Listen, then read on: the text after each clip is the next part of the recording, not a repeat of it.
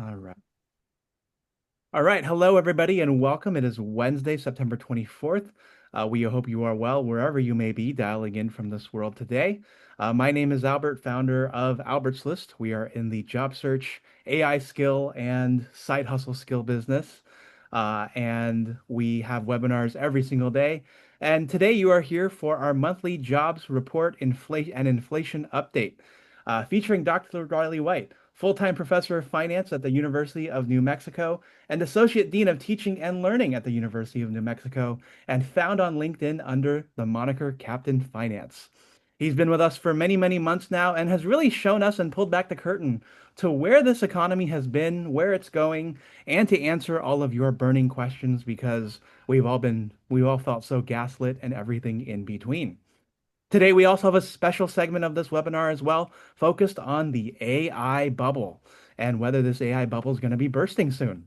And so, without further ado, well, actually, before I say without further ado, we're also recording this, so it's going to go on our YouTube channel. You can check back here in a couple of days not a couple of days. I'll probably have it up by tomorrow to see the webinar as well as some YouTube shorts that we'll put around it and get the recording for that. So, without further ado. Dr. White, it's always lovely to have you here and have you back, and we look forward to your so many insights, and hopefully it's not too scary this month. Oh, thank you so much, Albert. It's always scary here in Economic Talk, and I appreciate the flourish on the particular on the introduction today. I know we've gotten in the last four-ish years, how many years? Decades since we first started this back in 1971. Since we Only first 2022, actually 2021, 2022. I want to say That's right. It's 2021. almost 40. It's like 3 years now, right? It's been a while. It's We've been been doing years. this for a long time. We've talked about everything from Bitcoin to, Yeah. do you remember K-shaped economic recoveries and Oh, those are the fun days back when the world was simple then, and we were Hey, all so young. remember when we predicted a We recession?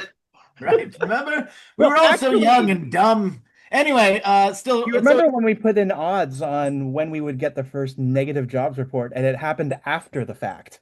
it did. But the fun part is we actually, as it turns out, and we'll learn today, we actually have had a negative jobs report as it turned out this year based on Yeah. the reevaluation that just happened in the market. So Yeah. I love this. It's a honor to be here. Thank you so much for having me. I love the Albert's List group. I love talking to Albert. Colin, always on deck with some fantastic insights as well. And so I'm going to rock and roll this. Let me adjust my screen because I know it's a little bit tough to see in the cheap seats if I don't adjust my display settings to pretend I'm operating like a, like a 1991 DOS machine here. So here we go. Now we're rocking and rolling. So anyway, I hope everybody's doing well and your year is going along splendidly so far. Let me bring up, I'm going to kind of reshake all my windows up here so I can at least see your comments. As I go through the presentation today, as always, ask all the questions within it. I got some questions from you. I'm going to answer those questions throughout this little adventure talk today. We've got a lot of different things I want to touch upon, and I want to make sure I get all of them. And so in the meantime, let me just make sure that I can still view the chat window. Here it is. Good. And let me change it now to share my screen. And then there it is. And now I'm just going to minimize this little mofo here. This is good. All right. So rock and roll. Good to see you, Charles. Good to see you, Kip, for coming in. Thank you, guys. Please connect. Please discuss. Please enjoy this magical adventure that we're on. All right. So back up front, ready from the beginning. If I can get my mouse to stop freaking out on me. Monthly jobs report. Here's an actual image. As you know, Albert is functionally immortal. This is a direct shot from an actual lithograph published in 1895. So, of course, back in those days, tech jobs, the only AI that you saw was working in the mines of deep-seated mills and complex industrial production. So, August 2025, what was the jobs report like, and how do we end up doing? As it turns out, it was also terrible. We only added 22,000 jobs, which I want to reiterate is a wretched, wretched number. And I think that Albert S. McKeith is very good, Melly, A plus. We only added 22,000 jobs. Normally, in an economy that's growing, we expect somewhere around 150,000, 200,000 jobs. Those are the numbers that we really, really want to see at the end of the day. Here, however, as you can see, we fell drastically short. in a way that unfortunately is both self-driven. Never underestimate ourselves to kind of shoot ourselves in the foot when it comes to economic policy, as well as some other things as well. But where did we add jobs? Where did we lose them? And you'll notice here in the chart on the right, there's a whole bunch of industry jobs that lost last month. And this is the largest number of sectors that we've seen since we started doing this Albert's List magical adventure for the last few years. You'll notice that in this discussion from the Economic Policy Institute, who have provided this magical graph, about 10 sectors actually lost employment. Educational services was flat, leaving only 6 services with positive job growth at all, of which healthcare and leisure and hospitality at 31,000 and 28,000 added the most. And so this is truly a sign of a continuing diminishing job market at the moment. And the Fed came out, of course, this month and in agreement with everybody. The Fed has been remarkably predictable, and I want to reiterate this. And the Fed, of course, has that dual mandate. They're focused on two things. They want to keep employment at maximum employment, and they also want to keep inflation around 2%. Aaron shared with me a great link to an article. I don't know if Aaron, if you have that still with you, about why the Fed's mandate ended up in that situation, but it's a nice little read. But there's a few things that are really interesting about this. So the Fed saw in this balance that we are now balanced between whether or not that we need to cut rates to stimulate the economy because the job market's terrible, or we need to keep rates high because inflation's going up. And unfortunately, they're stuck between a rock and a hard place here. Melanie asked the question, are these adjusted for seasonal hiring? I'd expect leisure is in summer camps, etc. When we get the jobs report, and that's a very good question, when we get the jobs report data that comes out usually at the start of September for August, this reflects about 70% of the economic data that we have available to us at any given time. And so some of this is going to be seasonally affected, but not all seasonal effects are constituted within this index, and more economic data will actually change this as time goes on. And one of the reasons that we're looking for that, why the Bureau of Labor Statistics, which runs these analyses, do the corrections on previous months, is because uh, additional economic data comes out that provides greater clarity. So there are seasonal effects at play always with these situations. We saw, for instance, a rise in government, and especially in leisure and hospitality, you might be saying, is this the summer camps these days that these kids are going on to? It is true, but there's also a lot of churn in these marketplaces as well. So leisure and hospitality, we think of hotels, we think of restaurants, it could be summer camps. It's also a lot of things when we look at changing of the seasons, the changing of other aspects that also affect this. Healthcare is remarkably non-seasonal, as we found out. A lot of these additions are not necessarily doctors, nurses, they're lower paid billing clerks, everyone else that falls in a larger sense of this. Now, this is interesting. Michael asked a question. I'm guessing there's very large disparity between parts of the country. Is the disparity getting larger, and how is the jobs report for the San Francisco Bay Area? We'll hop into that in a little bit of time, Michael. And I have a BLS review for the San Francisco Bay Area. So a few things to note about this as well. So the Bureau of Labor Statistics produces metropolitan area reports as well as the big national report. And there are differences, as Michael notes, between local data and national data when it comes down to all of this. And so one of the nice little Bureau of Labor Statistics jobs report analyses for San Francisco. And I'm actually going to I'll give you a little preview now if I can bring it up real quick. It lags the national data, though, because of the availability of data by about a month.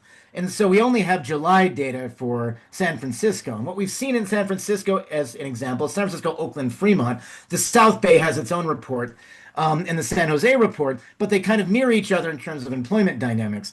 And we did see an increase in the labor force in San Francisco by about 14,000, but the unemployment rate rose about 0.2% to 4.9%, higher than the national average, and symptomatic of kind of the general malaise the Bay Area is feeling. There is a greater cyclical quality to the Bay Area because of the concentration of tech and other industries in this place. And if you go back in particularly for like the information sector lost about 400 jobs between June and July, and that's expected to likely continue. So it is weakening there, and the weakening has been stronger. Aaron points out, Powell points to tariffs as impacting about 15% of PCE and GDP growth by 10% of the 3%, so a 0.3% impact on inflation and GDP. Hence, employment is at least zero point 0.2, zero point 0.4 of employment growth, so 200 and 300,000 jobs easy. So Aaron is breaking down national data. When we look at the margins of job growth, as Aaron points out, we have such a significantly sized nation. We're over 330 million people. So when we think about the size of how many jobs we can add per month, when we drop those numbers and we're hitting ourselves, shooting ourselves in the foot with tariffs, that is reducing job pickup, and it's likely that a lot of that pickup is affected here. So that's what we're seeing, which is actually very, very interesting. So thank you, Aaron, for finding the 2% inflation target link. That was a great link. I meant to notice it. Richmond Fed, one of not always the most respected of Feds, the genteel Virginian Fed, but one of the very interesting. They produce a bunch of interesting white papers for you to read. So June was also revised down by 27,000 to, as it turns out, and this is a negative 13K. And July was revised slightly up by 6,000 to 79,000. Remember last month, the Bureau of Labor Services, the head of the Bureau of Labor Services, got sacked because the data was bad and they had to revise June down significantly. The newly revised June was revised further down, in fact, to negative 13,000. So we did lose jobs in June. Great job, America. Now, our labor force participation rate, so that's the amount of people who could be within the labor force that are actually working in a certain age, and that drops off as people retire or they go back to school or some combination of factors, remained about 62.3%. Unemployment U3 is at about 4.3%. Now, the unemployment index, of course, has different flavors. It ranges from U1 through U6, U3 being the one we quote most often. So these are people who are looking for a job who are actively employed and looking for a job are included in the labor force. But if you look to a more expansive number like U6, that includes people who might be part-time for economic reasons and a whole bunch of other factors, which become really interesting to note. And so this is by all means a very depressing job market as this stands right now. And it is one that's kind of, it's not a doldrum. It's not the worst market we've seen. It's not COVID dropping, by millions of jobs in April of 2020. This is still a significant turn down. Tammy says, have you observed any relevant information migration patterns this year as you attribute to the unemployment? So yes. So immigration and migration are two huge factors in this, and I know we've gone through. I think last month we had a little aside on immigration.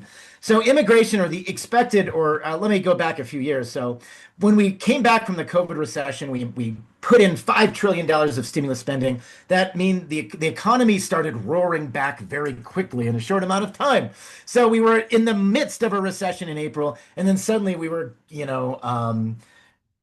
rocking and rolling again by the end of the year and into 2021. And one cap that keeps the labor market from coming back is just a lack of labor shortages. Labor shortages are a thing many companies deal with. They don't have the labor at the right price that they want. But we had a surge in immigration in 2021, 2022, 2023 that accommodated a lot of the growth that we needed to happen in the economy to happen. Since that time, since we've done this significant 180 on our immigration policy, where we went from a situation of having more immigrants than expected to significantly fewer, and we're seeing drop-offs in both the migrants coming across the border as well as the immigration numbers that we're showing, we're actually in a situation now where companies are back to square one when it comes to labor shortages and not finding the right people for the jobs at the prices that they want. And so immigration is having a downward effect on firms' ability to actually grow and thrive and sustain because they just don't have the workers in this industry. I gave a talk this week on the construction industry. And this is a really big deal because especially among the Southwest, California, Arizona, New Mexico, and Texas, a large percentage of our workers here are our construction workers are immigrants. And the people are finding that suddenly those immigrants that were readily available and might be available for doing construction work are now disappeared, have now gone, or there are just fewer of them that are interested in doing this work. That has become more challenging for labor markets, which means that values for that labor have to come up. But then we also can't find labor for these jobs. And so that's actually restricting building in areas as well. Aaron points out what's strange is that sales and marketing roles in tech are not exploding, yet 8% growth in IT spending and tech valuations. Something weird, right? That massive AI investment that we're seeing.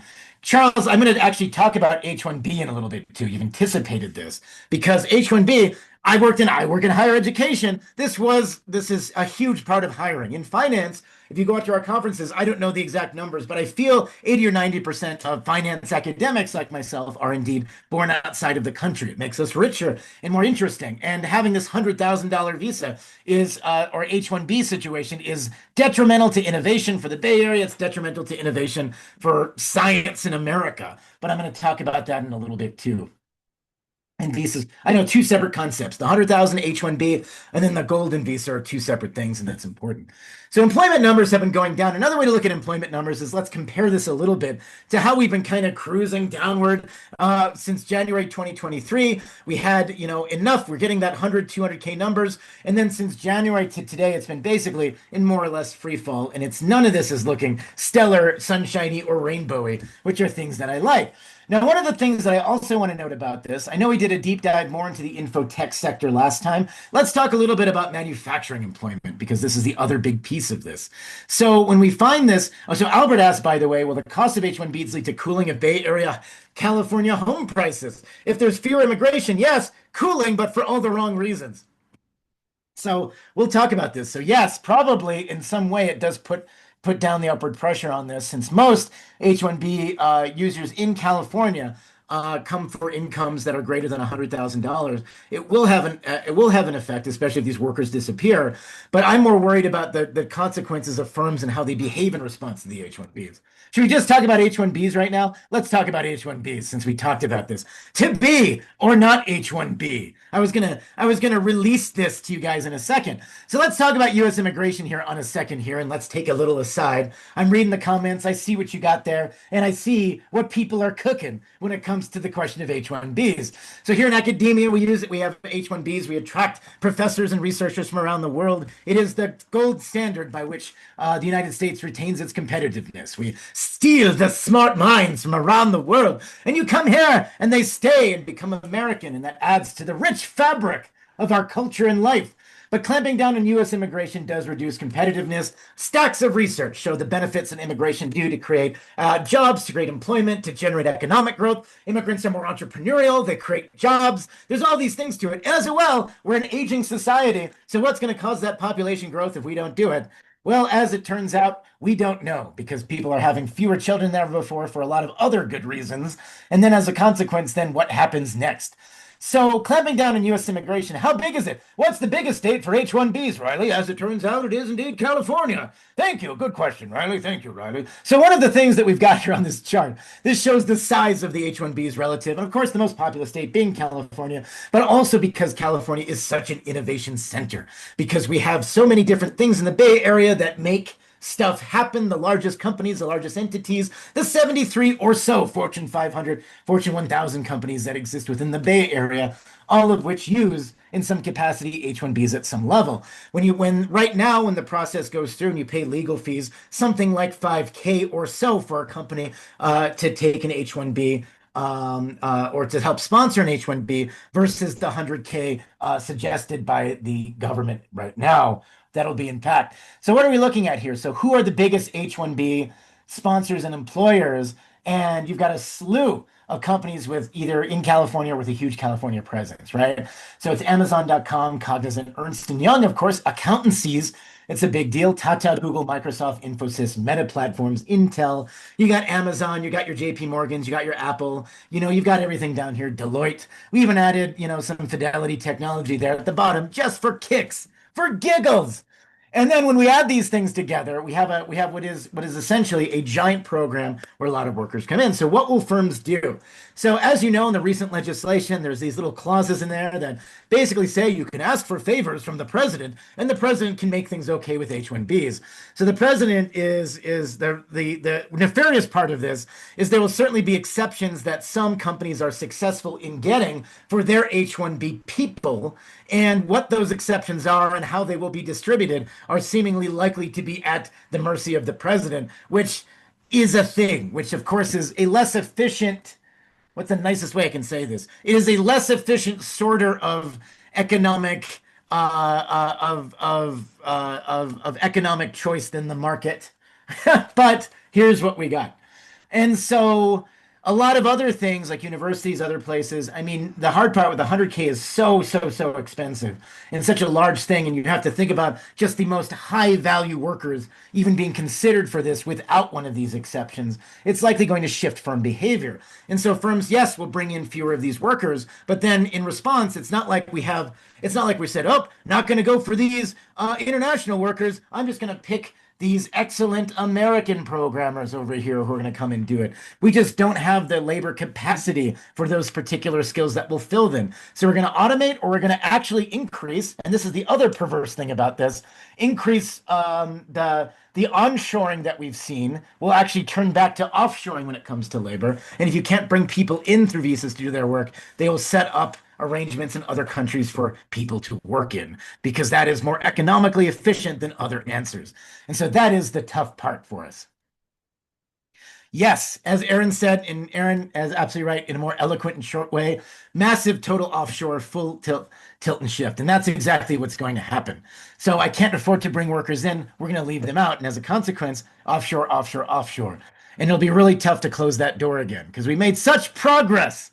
And why do we make such progress on this? Because remember a couple years ago, remember the CHIPS Act? So we increased a lot of manufacturing jobs in the CHIPS Act, among other things, through a bunch of money at the onshoring principle. Workers came here. We saw growth in manufacturing jobs. Year on year in 2023, we were talking about 350,000 of them right now. Right now, the growth in manufacturing jobs tending negative across the board. We're slightly above board for metals and food. Everything else from transportation equipment to computer electronics, machinery, even your wood and paper and printing manufacturers all have seen declines in employment that we're noting right now. And so, not exactly at the moment, a golden age in American manufacturing as it stands right now. Oh, Jochen has some interesting points. It's not the nominal cost in dollars, the bureaucratic effort, and that's huge for any US visa. Yes, I am haunted by this. I'm an academic administrator now, which means that whether I have faculty that can get a visa, we can maintain a visa, or as happened with faculty a few years back, go visit somebody abroad and then not be allowed to come back in the country for one reason or another. This is cursing us in different ways, and it's very challenging to grapple with. Wonderful colleagues, brilliant researchers, great teachers, and unfortunately, it seems likely that this will drastically hurt or change our market in this space. So fascinating story this is. Melanie says, did inflation kill the growth in 2023? Great question. So inflation, it was not so much inflation as the gradual winding down of the CHIPS Act and the related incentives. And then in addition to this, the addition of tariffs et al. Have kind of continued our downward spiral in the manufacturing agenda. So this is good. So Tammy says, can you opine on the impact of the Hyundai plant debacle in future trade deals, inflation, and the economy? Oh my gosh, you guys are so fun and active in your questions today, and I want to acknowledge that this is actually a really interesting one.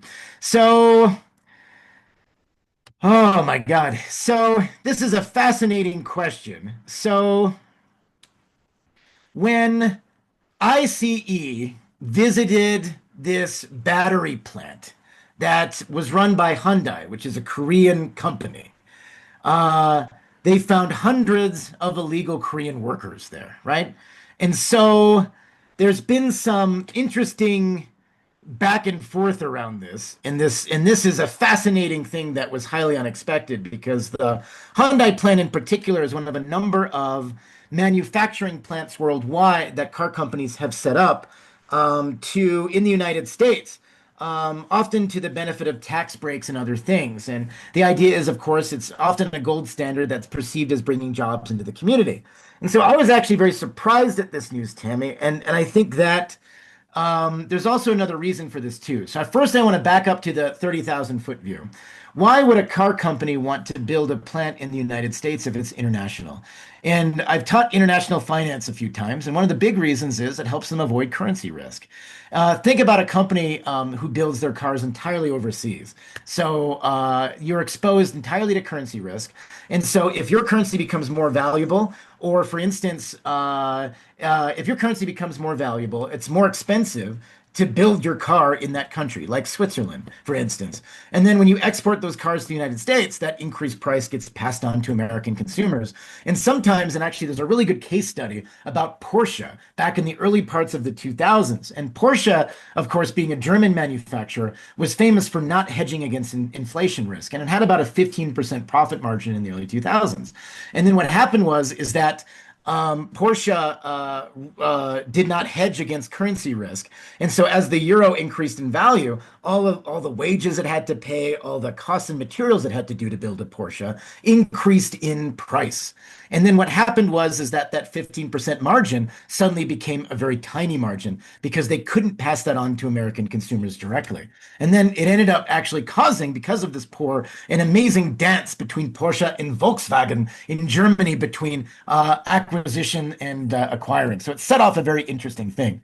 Now, when you think about trade deals, inflation in the economy, I think the way that we run these particular plants and those things, and I think it's good that we have um, incentives to create manufacturing plants in the United States for more of this technical stuff. But I think it's going to actually mean that the way that these are structured and the way that they work have to inherently include likely some labor clauses et al. I expect when done, especially involving tax policies and other points. Aaron says we should have 15 different industry chip acts, cut tariffs 99%, and let 1990s free trade let it rip. I agree with this actually. I think Aaron is absolutely Aaron's like my id. You know, he speaks things. Thank you, Riley, for not dropping the trailing E in Porsche. Thank you, Jochen. I know, I have this. I'm telling you. Joking. All I do, I'm telling you, I go to Europe and then I stop talking to people and I just stare at people and I judge them. And then people are like, "Are you German?" But it's very, I just really appreciate this, Jochen. Thank you so much. And it is actually a great story, actually. The economic engines of both Porsche and Volkswagen and how they interacted with one another is actually a fascinating case study I do in my international finance courses. So when you teach international finance, do it right. And don't let those Volkswagen lads from Wolfsburg, get the better of you. So let's talk a little bit about a very interesting observation. I just did this one's just for fun and kicks here. So skeletons in the market, there is a surprising spurious correlation in the markets right now. As you know, the markets have been up in value. Yay, things that happening. Looking at my portfolio, sunshine, rainbows, unicorns. I know. Look what happened, Jochen. Exactly. It's especially, yes, it was very fun. It was adorable that Porsche tried this, which I think was very fun. Michael says also equities and gold. Good point. And so the S&P 500 has risen, and this is completely spurious. There's not actually a relationship here. But I like to note that sometimes in looking at this chart alone, looking at the unemployment rate in gray compared to the S&P 500, the value of the stocks of the 500 largest companies in the United States, when we look at them trailing together, it's a very, very unlikely scenario. It's unsustainable in the long run. So likely you're saying yourselves, okay, those of you sitting on your 401ks are saying, we need 100% employment as quickly as we can. We have to maximal deny so I can get those giant stock prices. And maybe maybe it is a sign. Wouldn't that be the crafty future that we have to behold, right? When we end up in a situation where we have to yield max, says Charles, that's very true. Where we're just looking at a situation where an entire economy run by AI and the corporations that run them. That'll be fun to watch. So right now, though, this is purely a tentative thing. But I also want to point out, though, one of the reasons to really look at is the economy doing well or not doing well. We have a whole bunch of individual metrics that are available to discuss regarding some of these issues. And especially the personal consumption metrics are really, really important to follow. And one of the reasons that I'm continually looking at the current economy as being one where we're split really between two economies, the people who've got a lot of money to do stuff and the people who are really cutting back, is metrics like this one. Look at the percentage of rent payments that are late. So if we look at this overall and from a data standpoint, covering around the 10% level for the last few years, now increased almost to 12%. Very small differentiation, but we're still feeling it. The consumer credit quality is still indeed dropping, and that's interesting. And then when we look at this, so who is spending and how is spending happening in the United States? As it turns out, about high-income Americans are behind roughly half of U.S. consumer spending, up from about a third in the early 1990s. Like what did I buy? I bought a Carnix which is an ancient Gaulish horn. Anyway, so I've got a bunch of things. So I completely understand this. But the hard part is it's still very much if you're in the top 10% of the income distribution, you are still spending roughly half of all the money that's being spent in the economy. And economic expenditures represent about two-thirds of the US's GDP. And we're seeing that especially among middle income households and below, we're seeing people starting to cut back meaningfully on things. Now, we talked about the H-1Bs already. Cutting down on those, no dice, no good, and I don't like it. But let's talk about AI a bit. And I promised Colin last time that we'd talk about some AI. And I'm gonna have to ask what Colin thinks about all these shenanigans. And so one of the things that, but before that, actually, I want to address some questions that we also had in the chat around the labor market. If you bear with me a moment, I will grab this super quickly. I just had to. Da, da, da, da, da. So we've got a few big questions, but the first segment of questions I received was on labor market dynamics. And so I had a person asking about layoffs and hiring sprees. There seems to be a contradiction here, right? We see layoffs on one side, we see hiring in some areas. And I think one way is that to answer that question, companies are cutting roles, I think, in legacy areas while also hiring into AI, cloud, cybersecurity, revenue-facing positions. Less a contradiction, more of a reallocation of talent.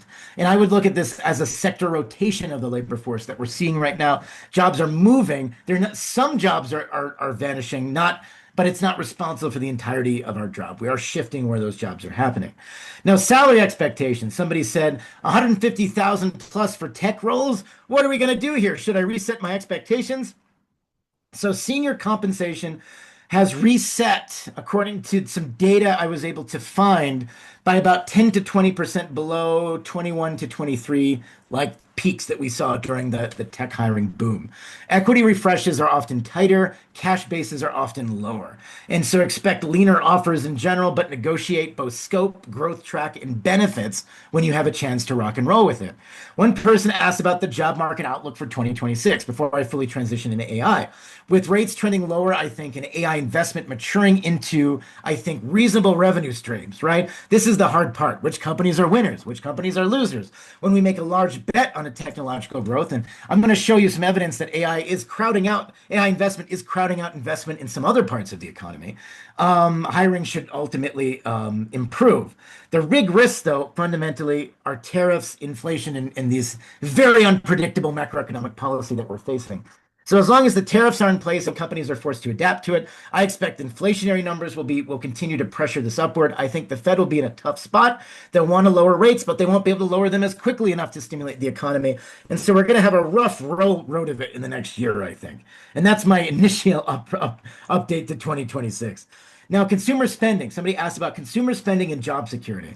So spending, like you saw on the last slide, is holding up thanks to higher income tiers. Lower income households are cautious and they're pulling back. Consumers at the bottom line aren't fully tapped out yet, but the sentiment matters and it does dictate how people work, even though it doesn't work all the time. So I think these numbers and the weakening consumer sentiment overall and the continued weakening of the market is going to affect our perceptions of some of our job security numbers in the future. My favorite question. This is my favorite question. I don't know if we answered that now, but it was Albert's favorite too. Are we doomed? No, I don't think so. We make a lot of bad choices, though.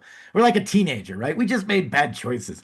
So the US has strong innovation capacity down at the bottom of the line and deep capital markets, tons of policy tools. Cycles are painful, but it doesn't mean we're in a collapsed situation. We're not Mad Maxing this anytime soon. Albert says none of us make it out of your life. I think, it can be terrible. Like all of this, the hard part for if you're an economist or a finance person is a lot of these are avoidable. The situations we're in, we could make so much better, but we're choosing not to. And to aggravate it some more. Got a problem? Do you want a Tylenol? Can't take that anymore. Let me shove something else in that wound. How about some salt? How about another knife? That's how the economy feels.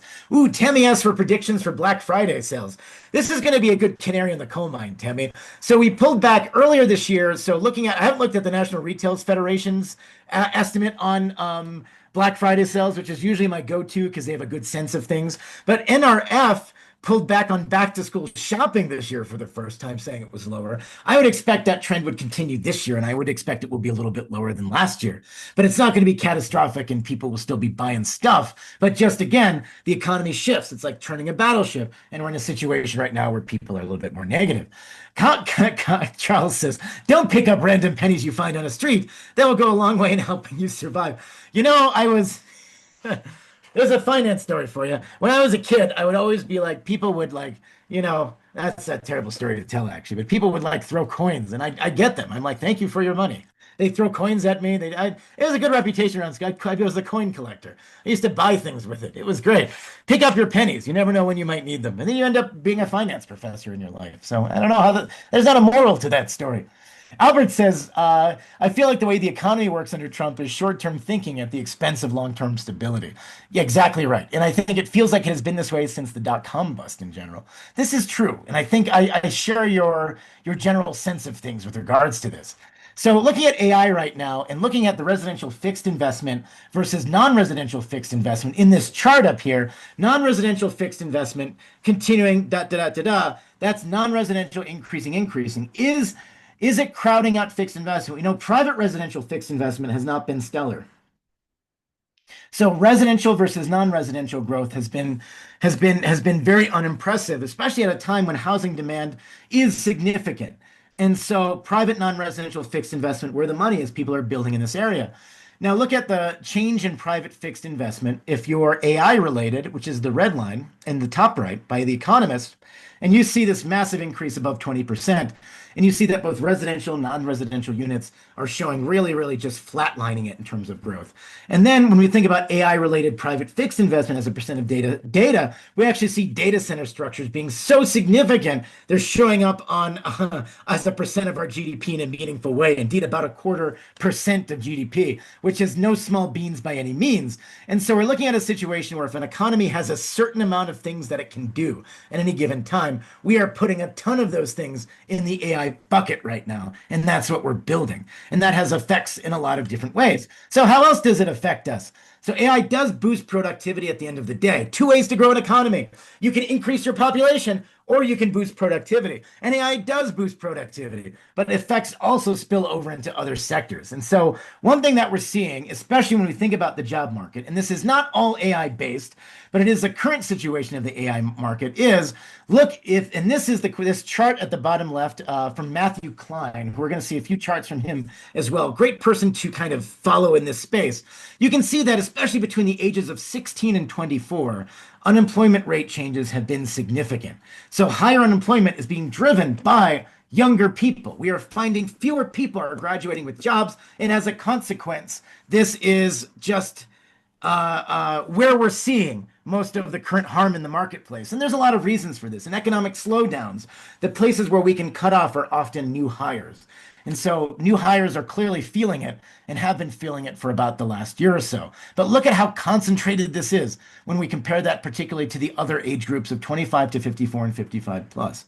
So if you are on the younger side, you graduated, and I don't know why, you're younger, you're some reason you're watching a webinar on a Wednesday evening. What does it matter with you? Go out and have fun with your friends. No, don't do it. Watch webinars about economics. No, this is interesting because this is actually the first time I've seen this in quite some time that it's been so age-based since we go back to the last particular recession. So this is another sign that things are not so stellar. Oh man. So Albert says we are already seeing the effects of the one beautiful bill, namely with the closure of rural hospitals. Absolutely true. And what we see is cuts in nursing and healthcare jobs, considering healthcare has been one of the only growth spots I'm inclined to lean towards doom. Michael Lyons says residential fixed investment. So yeah, exactly right. So we're seeing a lot of effects here, and we saw a boom in that driven by the multifamily housing of a couple of years ago as well. Jochen says, have you formed a theory yet? What economical endgame the current administration is aiming for? I like your Jochen, I want to compliment you on your ability to continue to fit the square peg of the administration's economic policies into the round hole of reality. And so, do the policy changes. I really admire your patience with this, Jochen. You're amazing in this sense. And if so, do the policy changes make sense in working toward that possible endgame destination? So you have to really believe what is functionally true about this administration is that it believes it can somehow onshore American jobs and protect. And this is the question, even though no economic data does not support this, if you ascribe to a non-economic viewpoint, these are populist platform positions that, while designed to look like they do well, harm us in the long run. But is that because we're in denial and we suspect that it will be different this time, and because of this, we'll be able to bring people back into the country and make things work again? Or is the administration actually just merely being populist? And I don't know, and they really don't care. Tammy says, which bubble is likely to burst first? Real estate, entertainment, or education? Good question. And as an education, entertainment, real estate. Tammy, I love you have these really good, like, one-off questions. You're like, which is likely to burst? What's more likely? Do you prefer pick a card, any card? So bubble is tricky. So real estate is very expensive, but is it a bubble is another question. I will show you some slides to suggest that there's ways it can go. I gave another talk this week to the housing, the bigwigs in the state of New Mexico, the 50th anniversary of the housing summit that they run.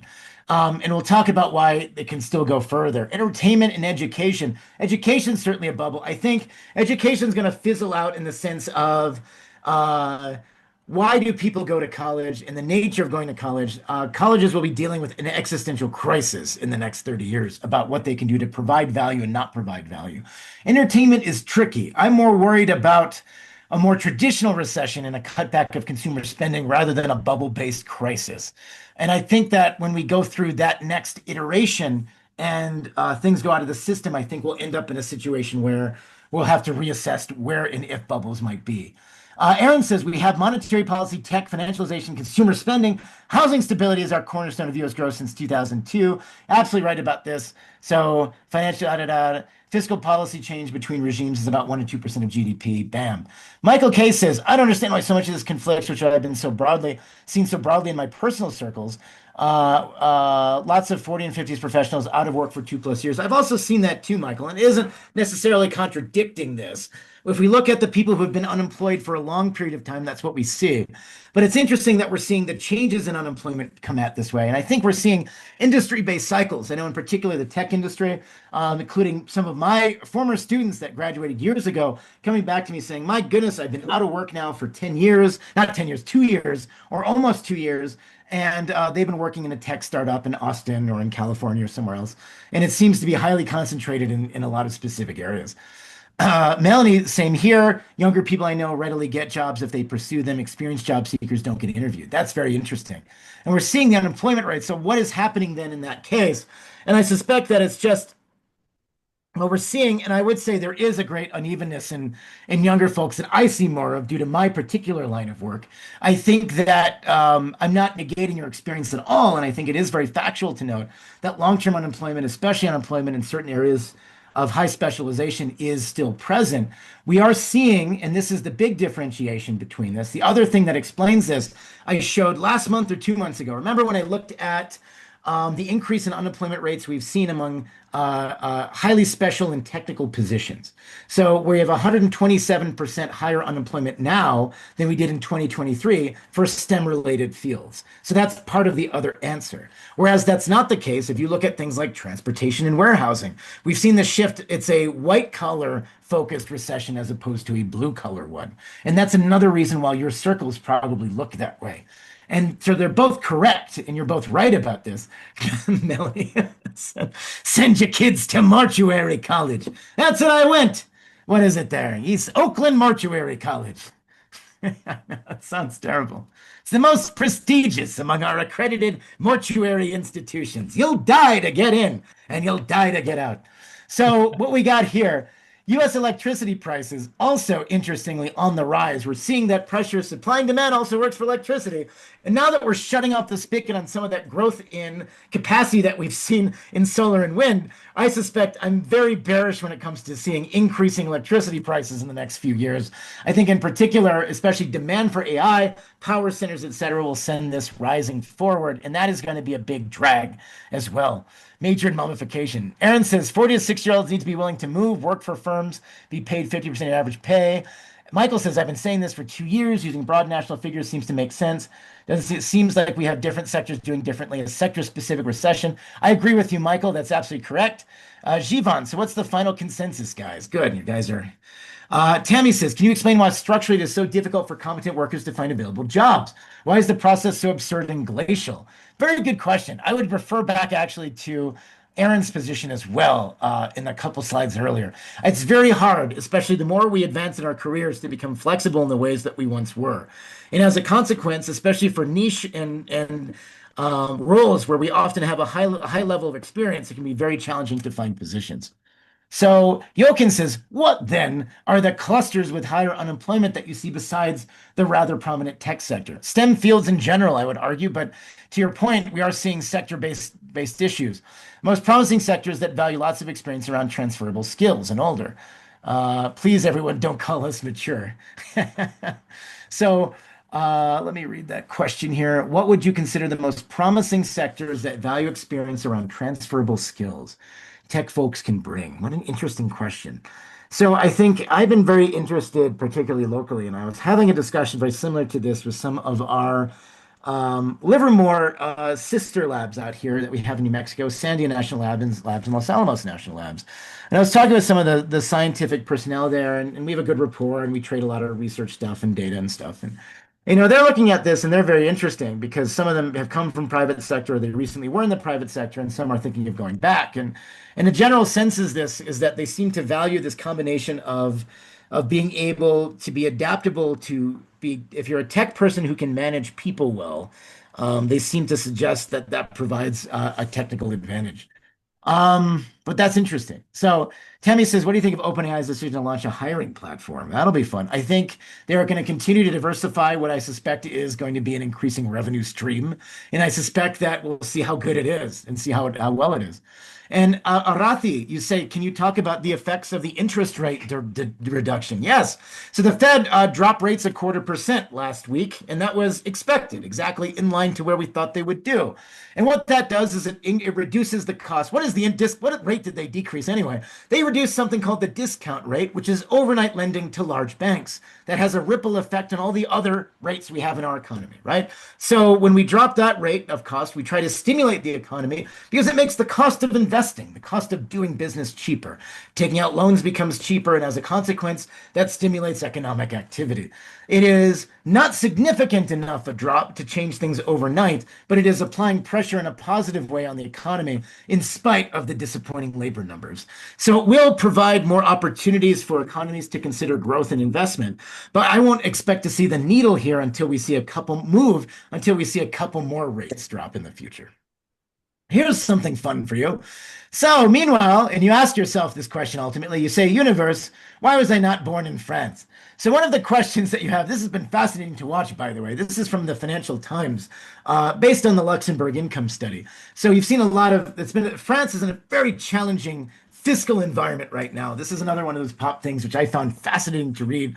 I'm on the board of our one of our very large state pensions, and I think it's very interesting to note the relative income level of over 65 versus the working age adults are actually higher in France than it is for if you're a senior with a pension, you earn more money than somebody who is not a senior with a pension.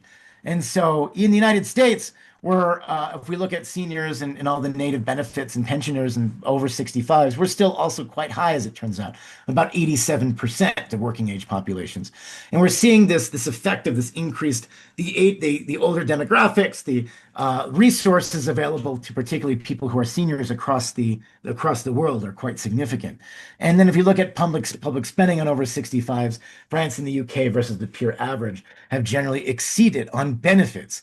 And so one thing that you're going to have to look at in the next 20 years for all economies is the nature of the demographic groups, the shrinking working age population relative to the number of retirees and older population, and how that younger population will end up supporting that in an interesting way. Tammy says, other than an active nature war, other pandemic, what would trigger a recession? I think more continued declines in economic activity would continue a recession. I think if we continue in a situation like we are right now, where Without changes to trade policies, we could technically enter a recession within the next 6 months. But I think the nature of how deep that would be and how significant it would be would depend on a lot of macroeconomic policies. And so you don't need a bubble to burst for a recession to happen. France has always been better at protesting than us here. They really are the best at protesting. So let's drop a couple other fun charts into the docket here from Matt Klein. So let's talk about falling rates. What is the risk that these falling rates will actually reignite inflation? And if it reignites inflation, that'll put pressure on the Fed to increase rates again. So this is interesting, and this is a fear that a lot of people have. We have a lot of what we call in finance dry powder out there, in the sense of there's a lot of money that people have saved or kept in other assets, money-like assets, U.S. Treasuries, like, excuse me, the value of our housing and other assets is huge right now.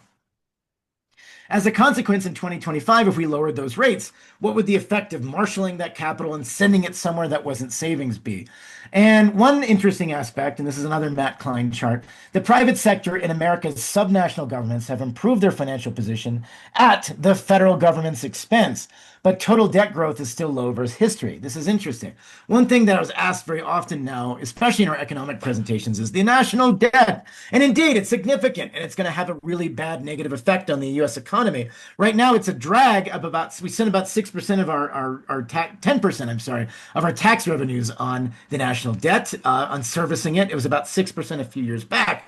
And it will be a big effect that we have to kind of adapt to. So we have to make sure our budgets are balanced enough that economic growth can get us out of this in the long run. But that's really hard, as that requires a great amount of fiscal discipline.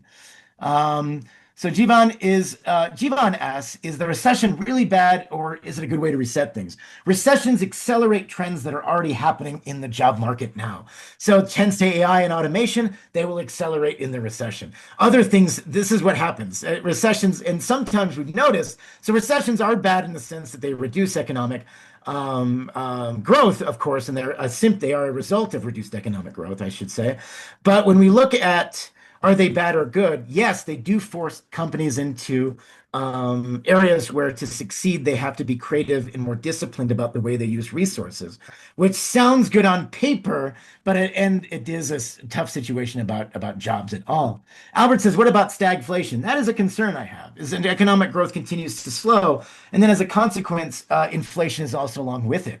And isn't it a good thing that we have lower rates so the US government debt pays less interest on debt? Yes, it is. That will help us in that sense. But we need to be a little bit more fiscally responsible. And the OBBB does neither of those things. It cuts a lot of benefits and stuff, while also reigniting, of course, that revenue issue where we're actually increasing and widening the national debt.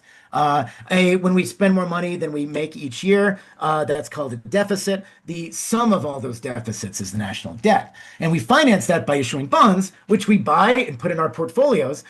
You own them in your 401k, you own them in your pension. We owe it to ourselves and the rest of the world, but it's still debt, and debt is significant.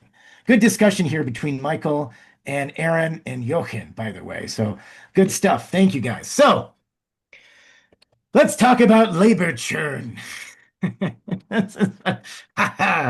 So when we talk about labor churn, I feel it's an ultimate. It feels like the start of a great 80s movie or something.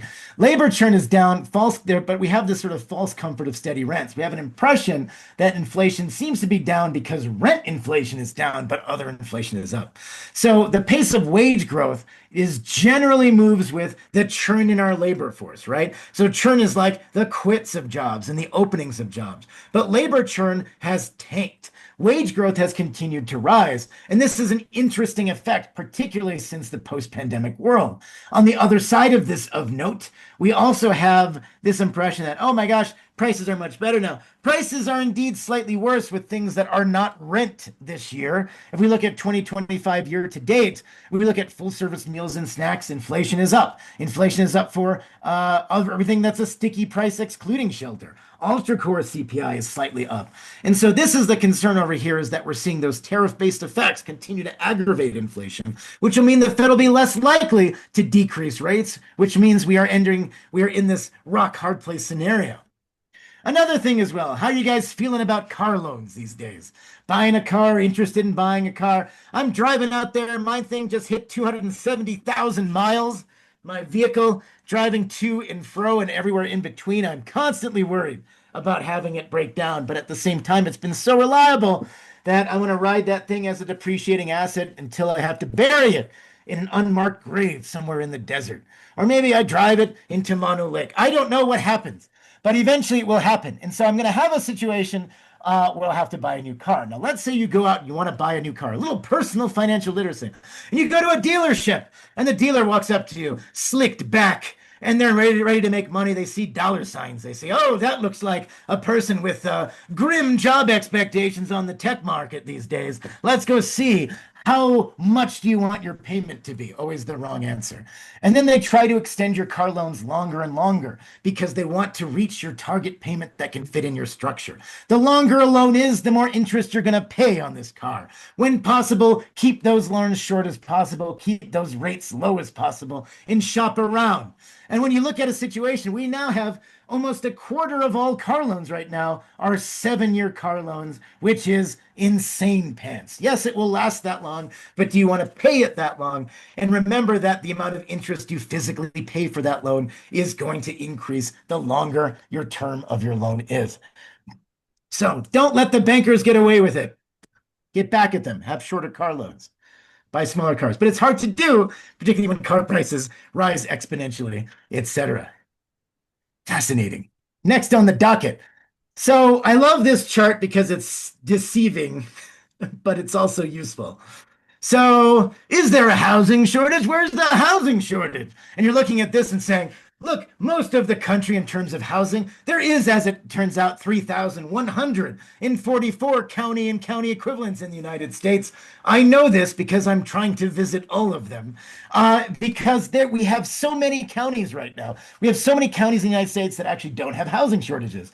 And so we look at where housing shortages are in the real estate market, and it's like, ah, yes, California, of course, and a bit of the coast, a little bit on the East Coast, a lot of the Intermountain West, all that stuff. That's where housing shortages exist. And apart from the second home shortages that have caused a lot of the Idaho, Montana, etc. issues, we are finding that, of course, the deceiving part of this chart is housing shortages exist in urban centers where there is jobs, people in demand for housing.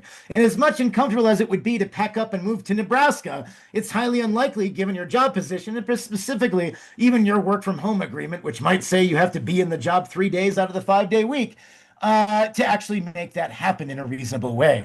And so the question and the befuddlement of us is, how do we build real estate in the right places at the right time? So that's an interesting question. Tammy says, do you think 5 generations in the workplace, do you think we'll see 5 generations in the workplace in a few years when some Gen Is become adults, some Gen As become adults? What does that mean? Do you think we'll see 5 generations in the workplace in a few years when some Gen As become adults? Yes, I see what you mean. So yes, I mean, my son is 11 years old. Is he working in the coal mine? I can't legally say. But what would that look like? So I think there's 5 generations. I think we'll end up in an environment where some people will be working a lot and some people will not be, depending on their fiscal position. Hmm. Good comments from Jochen as well, related to Aaron. Good questions, and yet there's still to go. A lot of messy hard time. Very good points, Jochen, as always. Aaron says, buy used fleet cars, 2 to 4 years old, that are financed by fleets. HertzCarsales.com. Remember, code Aaron to get that extra discount. He's gonna do it. It's how Aaron makes money. It comes on here. We do it. Thanks, I Aaron. think we're coming up on time, and the rest of this is about housing, which everyone's discussing. But I think everyone wanted to discuss the earlier thing, which was the AI bubble. Here, So, talk about the AI bubble. Take it away, Colin. I mean, does anyone have targeted questions? Otherwise, I can talk about. So, for reference, my background is I work in the AI industry at GMI Cloud as well, head of content, head of marketing adjacent in the role, but I'm also developer relations, so I'm well aware of what's going on in the the industry.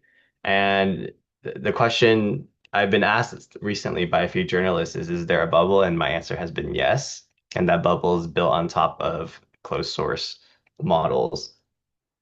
As a quick background primer for those who aren't aware, in the LLM industry, LLM being large language models, there's the things you've heard, which is OpenAI, Gemini and Anthropic Claude. Those are closed source proprietary models. And then there's open source. There's the ones called everyone's heard of DeepSeek. There's Quen, there's Ernie, there's Llama, which is by Meta. And so back to my earlier comment, which was there is a bubble and it's built on closed source models. This is because almost every single application built on OpenAI is paying 10 times more for about 5 to 15% better, depending on which benchmark you're looking at. But in most cases, they don't need it for that higher increase in benchmark. And so when OpenAI inevitably must raise their prices, we're going to get to the point where every single one of these businesses built on top of that has to either pass on that price to their customers or they're going to collapse. There's no going against it. And by the way, I'm also very critical about AI, by the way, Jochin. A lot of the things are not working. There's a lot of snake oil being sold. Um, there's a lot of things that are not working out, especially with regards to what people believe it can do and what it cannot do.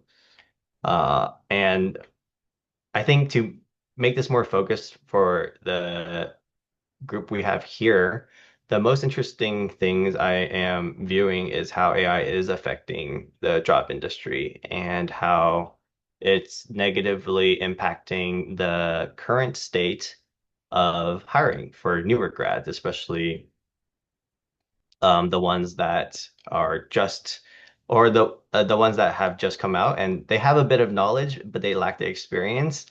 And it's unfortunate to say that in most cases, the more experienced members of an organization would rather work with AI than work with an inexperienced junior intern. That's not to say there are no good fresh grads. It's just that they lack that experience that would make them better than an AI. And when it comes to knowledge, AI pretty much wins hands down. Snake oil and AI. Okay, so Jeevan asked where exactly is the snake oil in AI? The snake oil in AI is trying to sell what is AI as trying to sell the fact that it's AI. I think a lot of CEOs and executives fundamentally misunderstand what LLMs and video gen is even capable of. There's a completely different topic as to what is intelligence. And one of the observations I found is that the people most critical of AI and hold it to a certain standard, those standards are things that humans would fail. And so we have no good standard for determining what is and is not intelligent, what is and is not thinking, what is and is not capable of doing a job or a task. So this fundamental misunderstanding and misconception about what is and is not AI is allowing a lot of companies to drastically shift and slap the AI tab onto their products where A, it probably doesn't need it, or B, it probably can't do what you need it to do anyways. So I hope that answers that question. Jochin asks, what do you consider most meaningful problem AI could tackle? And what do you think is the financial most promising application that provides massive ROI for the current extremely, extremely high investment level? That depends on a per industry basis. The ones that I most often see, very that are extremely funny, is that AI solves. Does it solve it or does it? Okay, AI is trying to address the loneliness problem. The most highly profitable AI sector is actually AI companions. And whether or not you feel a certain way about it, it is A, extremely profitable, B, it has its target audience, and C, it is definitely solving a problem that we don't often think about as a society. And it does provide, companionship to certain people who are giving up with more biological human companions. Um, is it the financially the most promising application that it provides massive ROI? Well, that depends on how you look at it. From a government point of view, it's not, because the less people interact with AI, the more likely they are to have higher birth rates, as a very solid example. I'm pr quite sure there's a positive correlation between increased use of AI companionship and decreasing birth rate. Um, let's see. What Another massive ROI I believe that these things can do is definitely their speed of data analysis and data cleanup. There's a lot of small tasks we don't often think about that are actually extremely annoying when we need to deal with it, and AI is extremely smart when it comes to data cleanup, data analysis, data synthesis, and all things data. That's where they're good at, right? They don't need to create something new. They don't need to have a good, uh, incredibly experienced take on some certain things. I just need to ask it to, hey, here's a bunch of unstructured data. Please organize it for this way. And then I can query it and ask it specific questions that would normally take me maybe 10 minutes per question on an Excel spreadsheet, whereas AI can answer that question in 10 seconds. Michael, huge enthusiastic and critic of AI. I mean, I'm pretty critical of AI. I've always said for a while now. I think Albert and Dr. White are aware of this, is the AI you want is coming slower.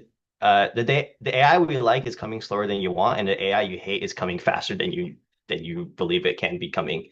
And that's going to happen no matter how you look at it. Because the AI we're gonna hate is the AI that appeals the most to decision makers.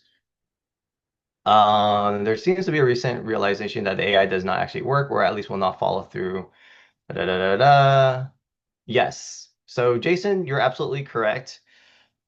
So there's a huge problem here, and I think we need to take a step back from how we feel about it and look at what is broken in the process. Is AI happening? Yes. Is the process broken? Also, yes. So what's happening right now, and I see this oftentimes, is someone promises the moon with an AI application or workflow or agent or fleet.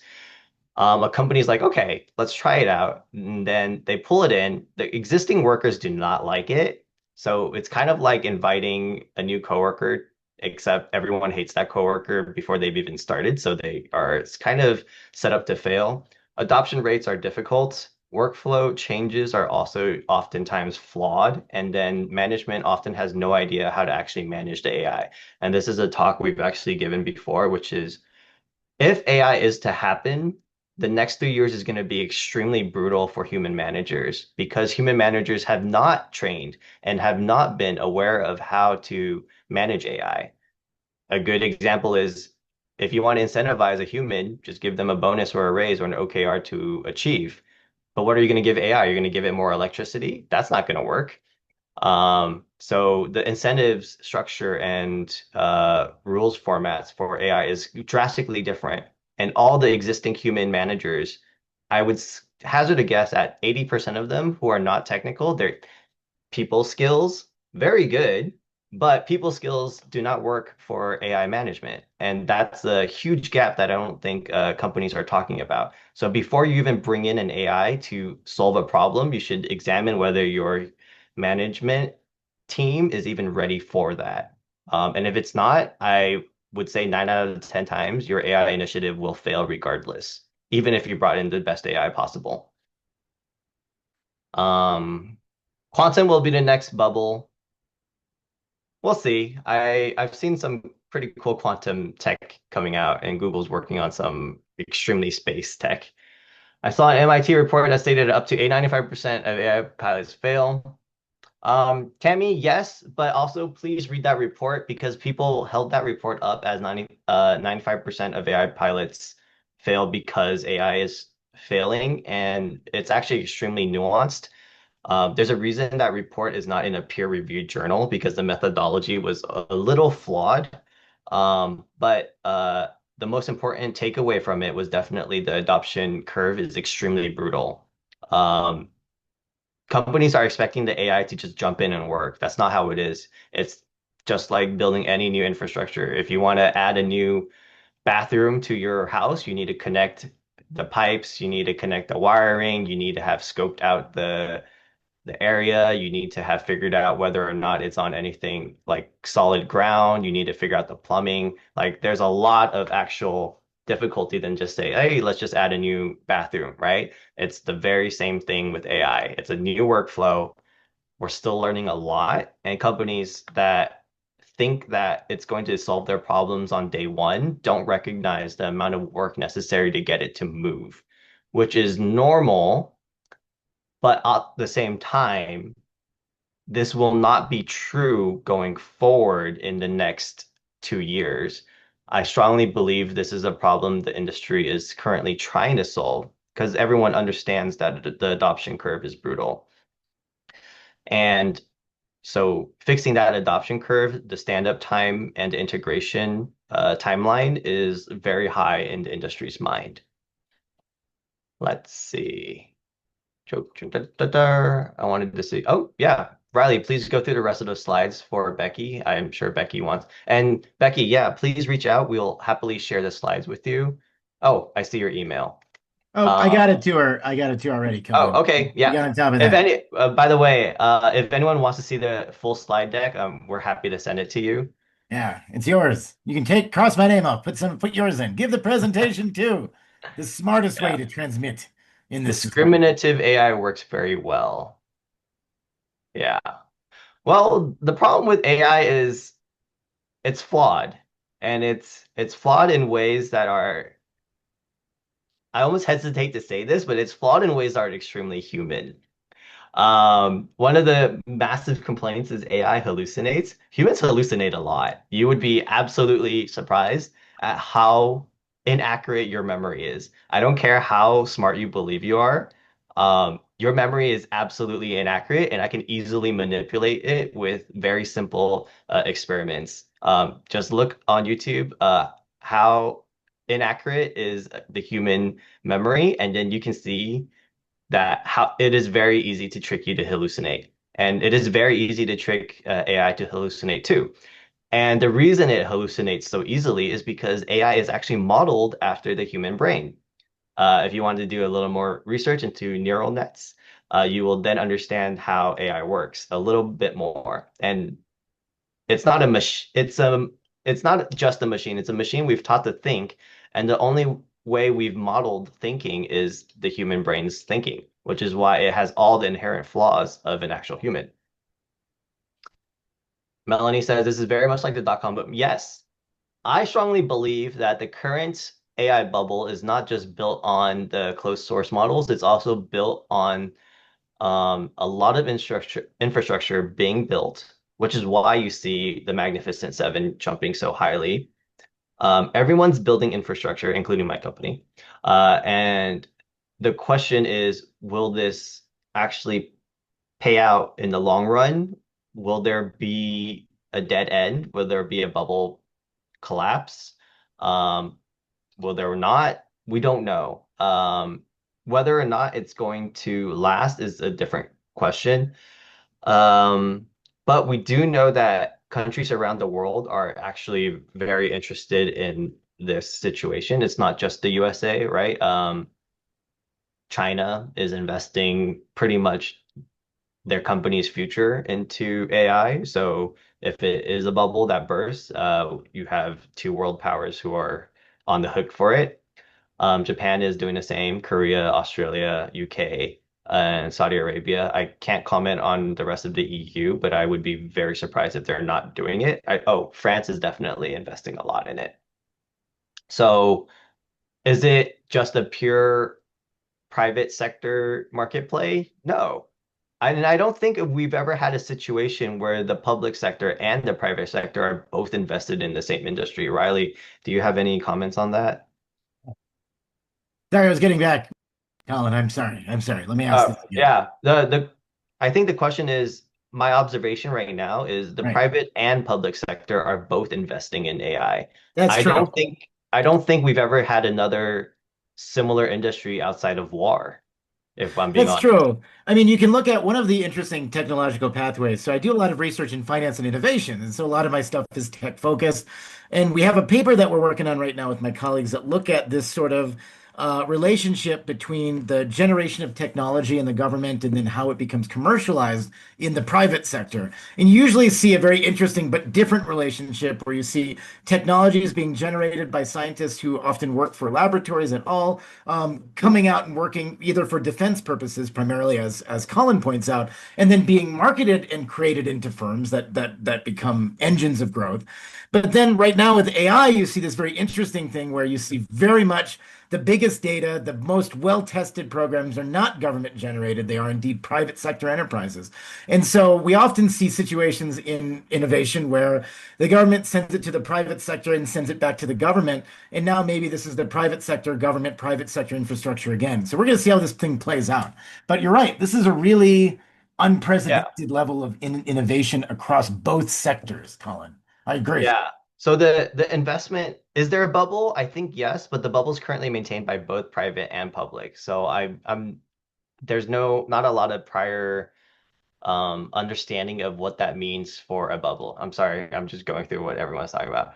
AI interview stuff. I think people were very intrigued by me going when I'm interviewing people. I just ask them, bring me your ChatGPT. Let me interview you through your ChatGPT for a moment.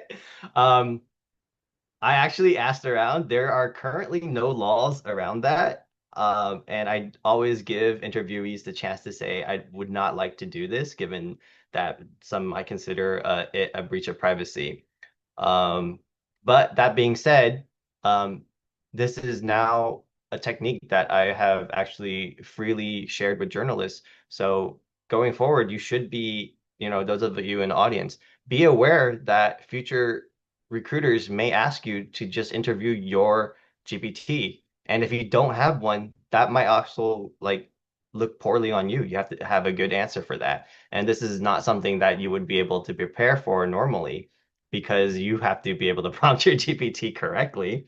And B, um, do you have an answer for if a recruiter says, hey, why do you not have GPT? And do you believe your answer would increase your chances of getting hired? This is a new paradigm that I think everyone has to start considering. Kind of look So, into.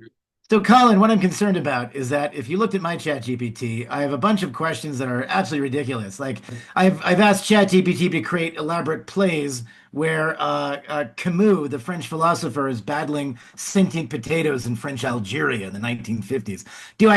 Is that going to negatively affect my job prospects on the market, in your opinion, Colin? How do I Yeah. how do I manage this? I think one of the things that GPT does extremely well, and I've said this multiple times, is everyone, if you have not and you use GPT or Claude, I don't care which one you use, ask it. And the prompt I use is be brutally honest and evaluate me on how well I am currently using you. Um, Usually GPT will give you a score out of 10. I currently score around 9.4 to 9.7, but also ask it like, what are things I can do to improve my use of you? Um, Albert, we really should have a conversation, like a webinar where I'm just teaching people how to use GPT correctly. I think most people would score around 7 to 8. 8 is not a bad number, but if you're scoring lower than a 7, you're probably using GPT incorrectly. Um, but definitely, please teach yourself. It is the new internet. It is the new keyboard of our time. And if you don't know how to interact with GPT correctly, if you don't know how to talk to it and ideate with it and then prompt engineer with it, you're setting yourself up to fail in the next 3 years because, as a general rule of thumb, unless your work is not knowledge adjacent, you will be expected to use AI at some point to improve your productivity or your skills. I am a writer. There's things I never use GPT for, but in the ideation and knowledge process, and especially when it comes to writing PRDs or communicating with my coworkers, I'm definitely jumping in with GPT and saying, "Hey," and the process is extremely structured. Because the first prompt should not be, here's what I'm trying to do. The first prompt is uh, designed to explain to GPT what my goals are, what my restrictions are, what I'm concerned about, what my current thoughts are. And then I want to say, hey, I need you to help me, rewrite that into a good prompt for yourself so I can review it to better understand whether or not you understand what I'm about to ask you. So there's something we call the data transfer and knowledge understanding gap, context awareness, like all of that knowledge stuff is extremely difficult to translate from person to person and also extremely difficult to translate from person to machine.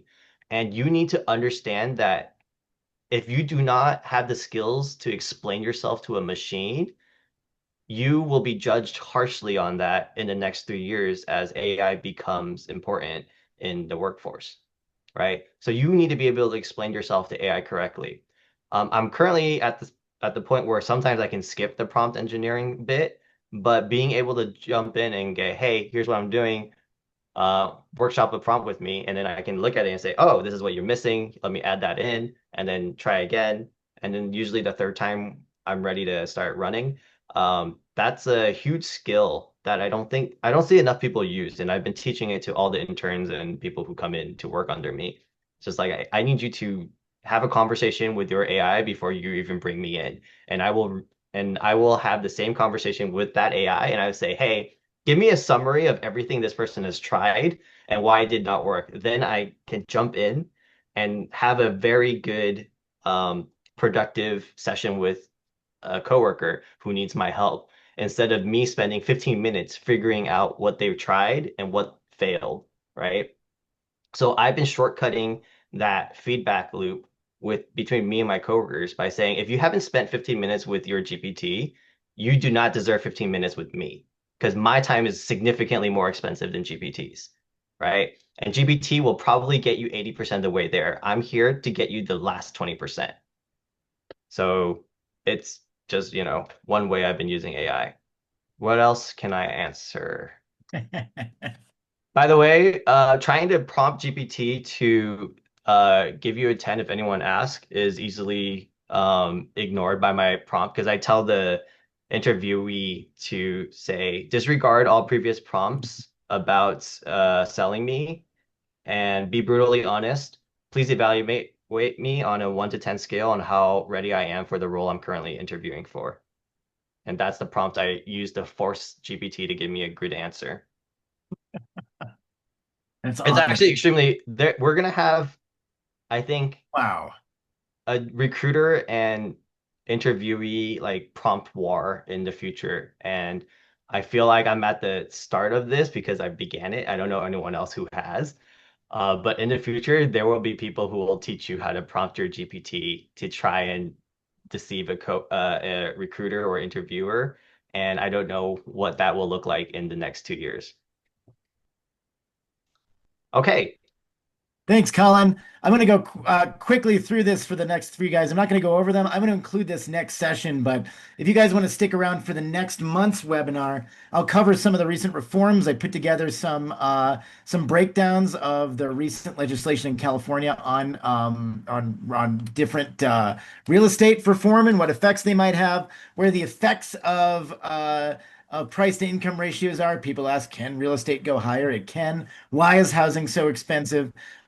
Suites, and some other units as well. So in the end, just take a look at this, hop on this. I'll put these slides in for the next docket. Yeah. I feel like we need to spend more time on this, but we shouldn't spend this time on it, Albert. So if you ever want to set up a AI talk, I'm happy to participate. Thanks, Colin. That was great insights. I mean, there's a lot in my head, and the journalists are asking difficult questions these days too. Please prepare yourself. Uh, Things are changing, and the earlier you change it, the faster you'll get used to that change, and then the more ready you'll be for that future. Like I don't want to sell AI because I clearly see its pitfalls, but I do want to say that I don't think it's gonna leave. It's not it's not like 3D TVs.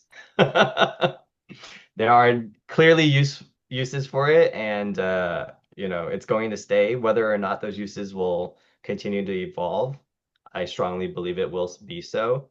But at the same time, there is light at the end of the tunnel. GPT-6 is probably not going to be as smart as we think because the AI models have reached maximum training data, and they're having a difficulty there. But that's a extremely technical conversation for another time. All right, we're gonna wrap it up. I gotta actually head out. But Dr. White, any career tips, job advice before we close it out here? Last thoughts, rock and roll, everybody. Keep trying, cross sector, do things, look at other spaces. You know the rule, upskill, and connect with me on LinkedIn if you want to connect. And it's been great to talk to you guys overall. And thank you again. And thanks for And Colin for the insights. anything big to watch for in the next month or so? Yeah, What's all the consumer? data. If we hit whether we have a negative jobs report next month or whether we have any jobs report next month, let's figure it Whether out. we have Those are any the jobs things. report next month? Yeah, Thanks. right. Oh, geez. Yeah. I mean, no, I mean it's like, if we're barreling towards doom, what's the first domino to fall? Is it because Colin and I were talking about this before you came on, which was, is it credit card debt? Is it something else? What does it look like? No, not credit card debt. I think general consumer. I mean, credit card debt. I mean, it's all bad. I think we have, Yeah. none of our historic credit quality stuff is in 2008 ranges, which is so historically bad. But I think just a general decline. Look at those retail sales have been up, but I think if we see a drop in some of these large purchase items, continued layoffs, and that reduces consumer confidence further, I see still the risk for a more gradual rather than an immediate recession. So keep an eye open, everybody, and keep Yep. your nose to the grindstone. Make it happen, and keep me posted on any questions. And ask. I'm always available to answer questions as well. You got my LinkedIn, you got my email. Keep me posted with any questions, and I'd love to answer. And then I also got to hop Fantastic. off too. So, Godspeed, Colin, Godspeed. Albert. Thank you guys for all you do. Thank you, Dr. White. Thank you, Colin, for your insights as usual. We've got lots of webinars coming up, including next month's webinar, which will probably be happening during the World Series, Aaron. So come on over, come on down, and we will see you all soon. Have a wonderful month ahead. Best of luck in whatever career endeavors you are pursuing, including overcoming AI, and we will see you soon. Goodbye, everybody. Later.